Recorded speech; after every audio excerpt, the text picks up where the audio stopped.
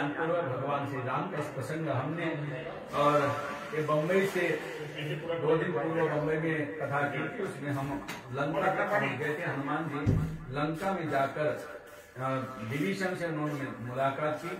साधुते होई न कारज हानि, जीवन में अगर कुछ काम बनाना हो तो संतों के संगत में, विद्वान भक्तों के संगत में मिलता है तो काम बन जाता है। जीवन में काम बनाने के लिए भक्तों का ही संगत करना होता है। आज